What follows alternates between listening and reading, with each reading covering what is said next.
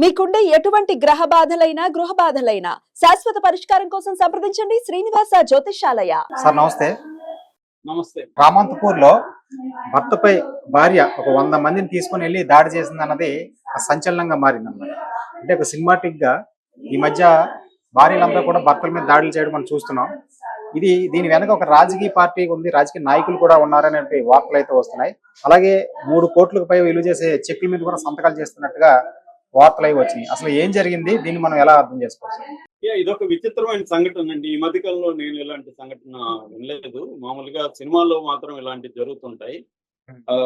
అసలు ఏం జరిగిందని చూద్దాం. మనకి రామంతపూర్కి సంబంధించి ప్రగతి నగర్ అని ఉంది. ప్రగతి నగర్ లో మెతుకుపల్లి రవీందర్ రెడ్డి అని ఉన్నాడు. వాళ్ళ అబ్బాయి రిత్విక్ రెడ్డి. అట్లాగే అబ్దుల్లాపూర్ మెట్లో గుండె చెరువు దగ్గర రొక్కం కృష్ణారెడ్డి, వీళ్ళ అమ్మాయి ఆకాంక్ష రెడ్డి, వీళ్ళిద్దరికి అరేంజ్డ్ మ్యారేజ్ జరిగింది. 2024 ఏప్రిల్ 21న అరేంజ్డ్ మ్యారేజ్ జరిగింది. అయితే పెళ్ళైన కొంతకాలానికి వాళ్ళిద్దరి మధ్య మనస్పర్ధలు, గొడవలు అయినాయి. ఈమె వెళ్ళిపోయి వాళ్ళ ఇంట్లో వాళ్ళ నాన్న కంప్లైంట్ చేసింది, ఇట్లా నన్ను అతను వేధిస్తున్నాడు అది ఇదని. దాంతో ఇరు వర్గాలు కలిసి మాట్లాడుకుందామని పంచాయతీ ఏర్పాటు చేశారు. సో ఆ పంచాయతీ ఎక్కడంటే ఈ పెళ్లి కొడుకు ఈ భర్త ఇంట్లో చేశారన్నమాట, ప్రగతి నగర్ లో చేశారు. అయితే ఈమె సడన్ గా ఏంటంటే మాట్లాడుకోవడం లేదు, మాటలు లేవు, మాట్లాడుకోవడం లేదని మన అల్లు అర్జున్ డైలాగ్ లాగా 100 మందిని రంగంలోకి దింపి ఈమె అటాక్ చేసింది. భర్త ఇంటిని, ఆడవాళ్ళతో సహా అందరినీ ఉతికి పరేశారంట.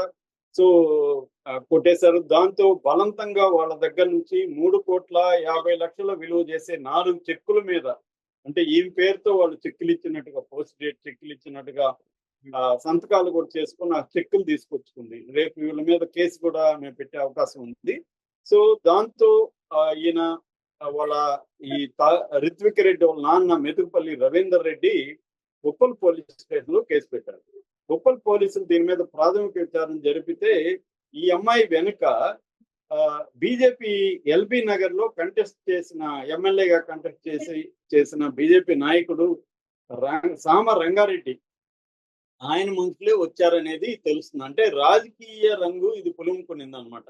అంటే బీజేపీ సపోర్టు ఈ అమ్మాయికి, ఆకాంక్ష రెడ్డి వాళ్ళ నాన్నకి బీజేపీ సంబంధాలు ఉండడంతో బీజేపీ కార్యకర్తలను రంగంలోకి దించి ఒక 100 మంది పైన వెళ్ళి భర్త మీద దాడులు అనేవి జరిగాయి అనమాట. అంటే ఇక్కడ ఏంటంటే మామూలుగా అయితే భర్తలు భార్యల్ని కట్నం కోసం ఇంకో దానికోసం వేధించడం మనం జనరల్ గా చూస్తుంటాం. కానీ ఈ మధ్య కాలంలో ఇలాంటి కేసులు బాగా పెరిగాయి. భార్యలు భర్తలకు మధ్య గొడవలు వచ్చినప్పుడు భార్యలు ఏం చేస్తారంటే 2 రకాలుగా ప్రెజర్ తీసుకొస్తారు. ఒకటి, పోలీస్ కేసులు పెడతారు. 498B కానీ డొమెస్టిక్ వైలెన్స్ యాక్ట్ కానీ పెట్టి అతని దగ్గర నుంచి ఎక్కువ డబ్బులు లాగి కోర్టు బయట పరిష్కారాల కోసం చేస్తారు. ఈ మధ్యనే మా ఫ్రెండ్ ఒక అడ్వకేట్ ఉన్నాడు, ఆయన డైవర్స్ స్పెషలిస్ట్ అన్నమాట. ఆయన అప్పుడప్పుడు కేసులు ఇట్లాంటివి చెప్తుంటాడు మాకు. సో రీసెంట్ గా ఒకటి చెప్పాడు. అదేంటంటే వీళ్ళిద్దరికి కూడా అరేంజ్డ్ మ్యారేజ్ ముందే ఫిక్స్ అయినాక వీళ్ళిద్దరు ఏమనుకున్నారంటే ముందే కలుద్దామని అనుకున్నారు ఓయోలో. సరే ఈ అబ్బాయి తన యాప్ లో బుక్ చేస్తుంటే ఓయో రావట్లేదు. అప్పుడు అమ్మాయి ఏమని, నేను బుక్ చేయనా అనింది. సరే బుక్ చేయన్నాడు. ఆ అమ్మాయి బుక్ చేసింది, ఓయో రూమ్ దొరికింది, ఇద్దరు పోయారు, ఎంజాయ్ చేశారు. అలాగే 4 సార్లు 5 సార్లు ఎంజాయ్ చేశారు.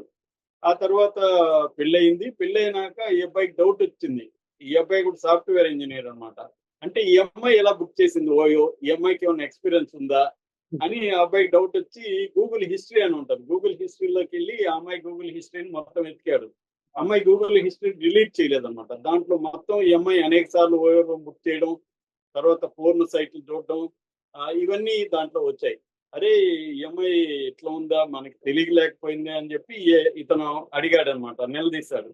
అంటే అవును, అబ్బాయిలతో నాకు అఫైర్లు ఉన్నాయి, తప్పేంటి, పెళ్లికి ముందు ఉన్నాయి, ఉండకుండా ఏ అమ్మాయి ఉంటది, ఇప్పుడు ఏంటి నీ ప్రాబ్లం అని ఆ అమ్మాయి రివర్స్ లో ఇతన్ని అడిగింది. దాంతో అతను ఇదేంది ఇది అది ఇది అని చెప్పి, లేదు మనం విడిపోతాం అని చెప్తే, ఆహా నీకు అట్లా అనిపిస్తుందా అని చెప్పి ఆ అమ్మాయి ఇంకా డొమెస్టిక్ వైలెన్స్ కేసు పెట్టింది అతని మీద. దాంతో ఇంక చచ్చినట్టుగా పోలీస్ కేసులు ఇవన్నీ అయిపోయి మా లాయర్ దగ్గరికి వచ్చాడు. మా లాయర్ ఏం చెప్పాడంటే, అరే బాబు ఈ కేసులోంచి నీకు విముక్తి దొరకదు, నువ్వు బయట అమ్మాయితో సెటిల్ చేసుకో అని చెప్పి ఫైనల్ గా 25 లక్షలు అమ్మాయికి ఇచ్చి ఆ అమ్మాయి నుంచి క్లియరెన్స్ తీసుకొని విడాకులు తీసుకున్నారు అనమాట. అంటే అతను చెప్పినాడు, నేను మహా అంటే ఈ అమ్మాయితో 10 రోజులు కూడా కాపురం చేయలేదు సార్, 25 లక్షలు పే చేయాల్సి వస్తుందని. ఇది ఎంతో బెటర్ రా, నీ దగ్గర ఎక్కువ ఆస్తులు ఉంటే అది కూడా లాగేసింది ఆ అమ్మాయి, నీ దగ్గర లేదు కాబట్టి ఆ అమ్మాయి అంతవరకు వదిలించుకునేది మంచిదైందని చెప్పాడు. ఇలాగా ఈ మధ్య కాలంలో చాలా వింటున్నాం అనమాట ఇలాంటి కేసులు. అంటే భర్త దగ్గర డబ్బు ఉంటే దాన్ని ఎలా లాగాలని చెప్పి కేసులు పెట్టడం అనేది పెరుగుతుంది. ఓవరాల్ గా ఇప్పటికి కూడా ఈ పర్సంటేజ్ చాలా తక్కువ ఉంది. మనం ఏదో అమ్మాయిలే ఇలా చేస్తున్నారని చెప్పడానికి లేదు. ఇప్పటికి కూడా నేను చాలా సార్లు చెప్పాను, women crime 10% of the male crime. మగవాళ్ళు చేసే క్రైమ్ లో 10% కూడా ఉమెన్ క్రైమ్ లేదు. కాకపోతే ఏంటంటే మగవాళ్ళు చేసే, స్త్రీల మీద మగవాళ్ళు చేసే క్రైమ్ మనకు నార్మలైజ్ అయిపోయింది. స్త్రీలు మగవాళ్ళ మీద చేసే క్రైమ్ విచిత్రంగా అనిపిస్తుంది అనమాట. సో అందువల్ల మనకి ఉమెన్ ఎక్కువ క్రైమ్ లేక వస్తున్నారేమో అనిపిస్తుంది.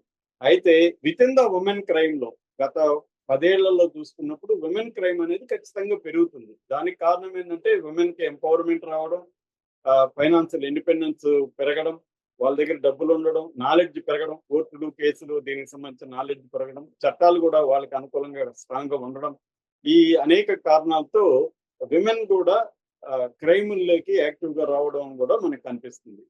సో మనకి ఇది నిజానికి అమెరికన్ సమాజంలో ఎప్పుడో మనం చూస్తాం, సినిమాలు కూడా వచ్చాయి. నాకు నచ్చిన సినిమా ఇలాంటిది వార్ ఆఫ్ రోజెస్ అని ఉంటుంది ఒక సినిమా, 1989 లో వచ్చింది. Michael Douglas and Catherine Turner. దాంట్లో అయితే వాళ్ళిద్దరు భార్యాభర్తల మధ్య గొడవలు పీక్కెళ్ళిపోయి ఫైనల్ గా ఇద్దరు ఒకరినొకరు కొట్టుకొని ఒకేసారి ఇద్దరు పై నుంచి పడిపోయి చచ్చిపోతారు అనమాట. అది చాలా హృదయ విదారకం ఉంటుంది ఆ సినిమా. One of the best movies. Danny DeVito direct చేశాడు. అలాగా ఈ మధ్య కాలంలో భార్యాభర్తలు చంపుకోవడం లేదా బ్లాక్ మెయిల్ చేయడం, కొట్టడం ఇవి జరుగుతున్నాయి. అంటే ఇది ఒక రకంగా ఏంటంటే విమెన్ అసెప్షన్ పెరగడం, దాంతో మగవాళ్ళు కూడా ఇంతకు ముందులాగా టేకన్ ఫర్ గ్రాంటెడ్ గా తీసుకోకుండా పెళ్లి అంటేనే ఒక భయపడే స్థాయికి వెళ్ళిపోవడం అనేది కూడా జరుగుతుంది. మనకి ఆ మధ్య కూడా చెప్పుకున్నాం, మహారాష్ట్ర మధ్యప్రదేశ్ లో ఆ మేఘాలయ హనీమూన్ మర్డర్ తర్వాత సిఐడీలు పెట్టి లేకపోతే ప్రైవేట్ డిటెక్టివ్లు పెట్టి ముందుగా తాము పెళ్లి చేసుకునే అమ్మాయిని మీద నిఘా పెడుతున్నారు. అంటే ఈ అమ్మాయికి ఏమైనా అఫైర్లు ఉన్నాయా, మనం పెళ్లి చేసుకొని చంపేస్తుందా అన్న పద్ధతిలో ఒక పానిక్ సిచ్యువేషన్ వచ్చింది. నిజానికి అమ్మాయిలందరూ అలా చేయరు, కానీ అలా చేస్తారేమో అని ఒక భయం అయితే సమాజంలో వ్యాపించింది. ఇది లేటెస్ట్ సంఘటన అనమాట. అంటే నీకు బలం ఉంటే నువ్వు వెళ్ళి భర్తని బెదిరించి ఇలాగా ఫైనల్ గా అంతిమంగా ఇక్కడ ఏంటంటే డబ్బే అండి. ఎందుకంటే ఇవాళ కన్జ్యూమరిజం పెరగడంతో ఎంత డబ్బులైనా సరిపోవట్లేదు. మనకు అనేక కోర్టుల్లో, హైకోర్టులలో జడ్జిలే వ్యాఖ్యానిస్తున్నారు. ఆ మధ్య కూడా ఒక ఆవిడ నాకు 6 లక్షలు నెలకు కావాలి భరణం అంటే, ఏందమ్మా 6 లక్షలు నీకు ఎందుకు కావాలి, నీ లైఫ్ స్టైల్ ఏంటి అనేది కూడా కర్ణాటకలో ఒక మహిళా జడ్జి మాట్లాడేందుకు కూడా వైరల్ అయింది అనమాట.